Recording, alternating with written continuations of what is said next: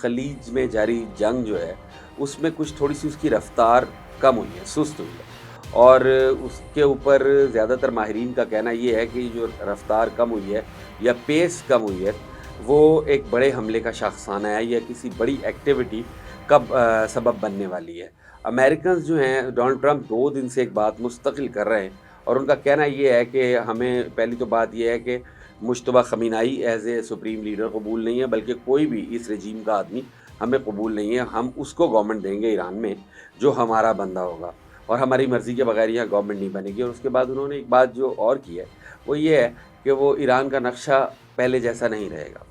اب یہ عجیب و غریب سی صورتحال ہے۔ امریکنز بہت کانفیڈنٹ بھی ہیں، بہت زیادہ مائٹ بھی ہے ان کے پاس، اور اس کے بعد یہ ہے کہ ان کی اسٹریٹجی بھی کچھ واضح نظر ہونی شروع ہو گئی ہے۔ کہا یہ جا رہا ہے، امریکن میڈیا بھی یہ بات کر رہا ہے اور تھنک ٹینکس بھی بات کر رہے ہیں، اور دنیا بھر سے یہ باتیں آ رہی ہیں کہ ایران کا جو خاک آئی لینڈ ہے، جو جزیرہ خارک ہے، اس کے اوپر امریکہ اپنی فوجیں اتار سکتا ہے۔ خارک جو ہے وہ ایران کی 90% آئل پروڈکشنز جو ہیں وہ وہاں سے ہوتی ہیں۔ اس کے ارد گرد ہی جو ہے نا تیل کے کنویں ہیں جہاں سے ایران تیل نکالتا ہے، اور یہ آبنہ ہرمز سے کچھ 480-90 کلومیٹر کے فاصلے کے اوپر سمندر کے اندر ایک انڈیجنس جزیرہ ہے جو چاروں طرف سے کٹا ہوا ہے اور یہ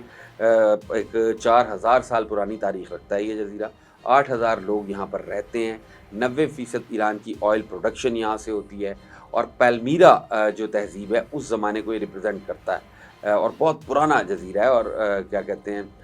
اس کو ایک اینشنٹ جو سویلائزیشن ہے اس کے ریپرزنٹیٹیو کے طور پہ بھی دیکھا جاتا ہے، اور پرشین گلف کے اندر موجود سب سے پرانا جزیرہ یہی ہے۔ اب 32 اسکوائر کلومیٹر اس کا رقبہ ہے، اور امریکنز کا طریقہ کار، بلکہ ہر جنگ کا طریقہ کار یہی ہوتا ہے کہ پہلے ایریل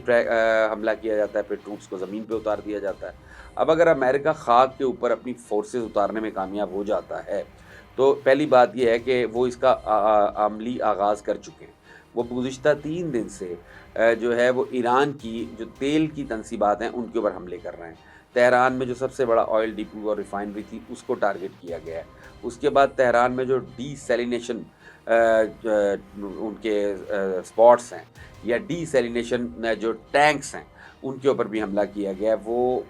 جگہیں یا وہ مقامات جہاں پر کھارے پانی کو میٹھے پانی میں تبدیل کیا جاتا ہے۔ یہ اسٹریٹجی جو ہے یہ 2 پرونگ نہیں ہے، بظاہر 2 پرونگ لگتی ہے، لیکن یہ سمپل سی اسٹریٹجی ہے کہ ایک طرف آپ کو کیرٹ اینڈ اسٹک والا فارمولا بھی نہیں ہے، یہ سیدھی اسٹک کی اسٹک ہی ہے۔ یعنی ایک طرف آپ کو کھانے پینے کی جو ہے مشکلات پیدا کی جائیں، دوسری بات طرف سے آپ کی کمائی جو ہے اس کو بھی روک دیا جاتی ہے۔ ایران کا آئل ویسے بھی انتہائی مطلب ایران پابندیوں کا شکار رہا ہے، اتنا مہنگا تو نہیں بکتا، لیکن پھر بھی ایران اپنی ساری ضروریات خود ہی پوری کرتا ہے۔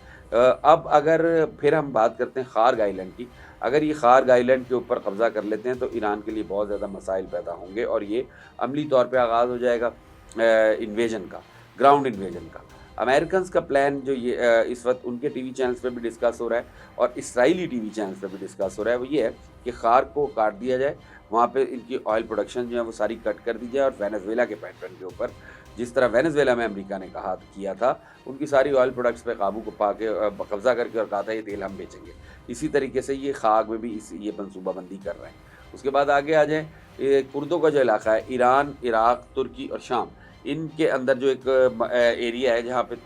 کرد رہا کرتے تھے، اور دوسری جنگ عظیم میں جس کو بانٹ دیا گیا تھا، بنیادی طور پہ یہ ویلی آف جنین جو ہے یہ تو ہے تو یہ کردوں کی نا، یا تو بنی اسرائیل کی ہے یا کردوں کی ہے۔ تو دوسری چونکہ کرد دنیا کے سب سے اچھے فائٹر ہیں، ان کی عورتیں تک لڑتی ہیں، تو اور سلطان صلاح الدین ایوبی جو ہے اس سے یہ پوری کی پوری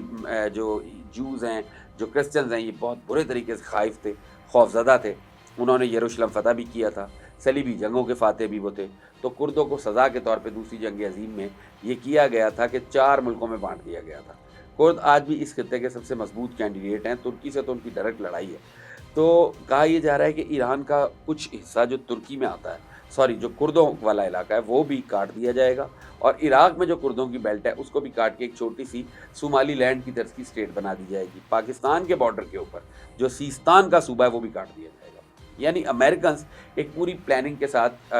فیلڈ میں ہیں، ایک پوری منصوبہ بندی کے ساتھ ایکٹیو ہیں، وہ کام کر رہے ہیں. It will take some time. اور جو سچویشن ہے وہ یہ ہے کہ جو حملے وہ کر رہے ہیں، جو اٹیکس وہ کر رہے ہیں، جو ویپنز وہ یوز کر رہے ہیں، ان کی تمام چیزیں پریکٹیکل ہیں، وہ نظر آ رہی ہیں، وہ کرتے ہیں، وہ ہوتا ہے. دوسری جانب ہمارے ہاں جو کلیمز ہیں